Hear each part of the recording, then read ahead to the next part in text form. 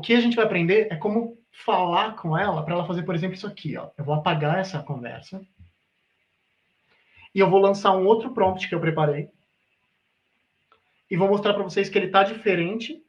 E a ideia não é que eu lance esses textos prontos para vocês só mudarem as palavras que estão ali. Boa noite para quem chegou agora. E aí, tudo bem? A ideia é a gente entender qual que é o raciocínio por trás desse tipo de prompt e poder generalizar eles para outras situações, generalizar ele para outras AIs e generalizar ele conforme a tecnologia melhora. E ela vai melhorar. E ela vai melhorar no final dessa conversa, que ele já vai estar melhor. Então, bora lá. Vou lançar aqui o prompt que eu escrevi. Esse prompt está assim, ó. Tem um conceito de jogo. Ele já está diferente. Eu não me refiro mais a um conceito como uma mecânica. Ele se chama Symphony of Boom. Eu coloquei um nome, porque daí, ó, cada vez nessa conversa que eu mencionar, estarei falando dele. A maioria dessas AIs funcionam com fluxo de pensamento. Você consegue reacessar coisas que você já falou. Mas para isso, você precisa estabelecer que você está falando dessa coisa. Para que isso aqui seja uma conversa complexa, eu já comecei nomeando ele.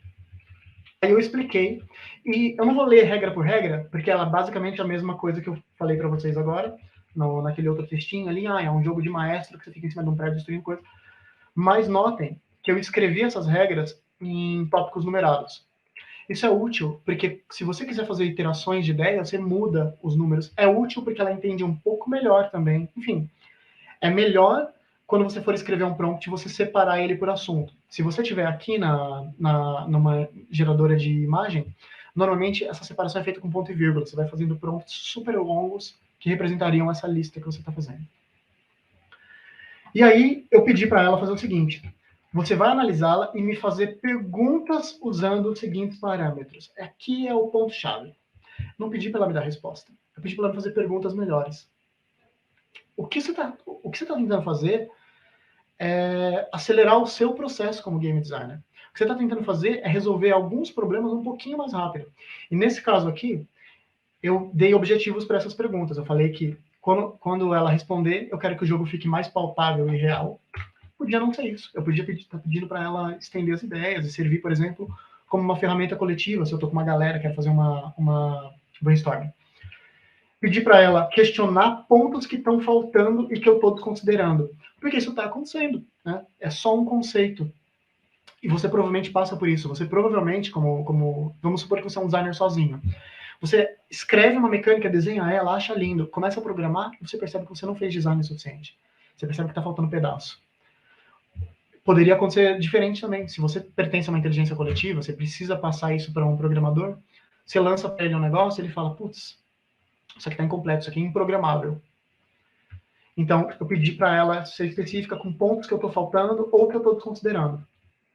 E eu terminei falando que o viés é de game designer fazendo perguntas. Ou seja, eu não estou pedindo para ela me perguntar como implementar, não é para ela me perguntar que linguagem de programação que eu vou usar, não é para ela me perguntar quantos dias eu vou ler, é só para acelerar o processo de um game designer. Aqui vai ser muito importante você usar os seus conhecimentos como game designer, você usar as coisas que você estudou. Porque o que vai acontecer quando você fizer isso? Eu vou dar um enter aqui.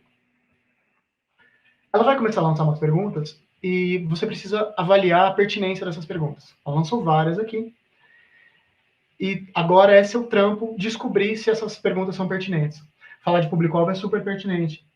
Falar de música composta não necessariamente cabe a você. Mas você pode, por exemplo, ao invés de falar de música composta, falar de música generativa, que é uma coisa que já tangencia design de um jeito muito legal, inclusive, e que faz mau sentido para esse jogo ter generativo, né? Ele responder a seus movimentos. Enfim, momento de você usar, um dos momentos de você usar seus conhecimentos de design é você analisar uma primeira etapa dessa aqui, ver que perguntas são pertinentes, quais não são, e adicionar coisa. Mudar essas perguntas aqui.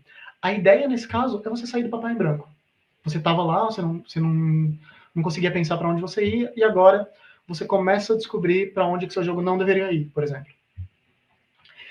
Você poderia acrescentar, aqui na verdade seria essa etapa, a gente pegar essas perguntas aqui e começar a avaliar elas, talvez levar para o time, e começar a destrinchar e fazer perguntas melhores.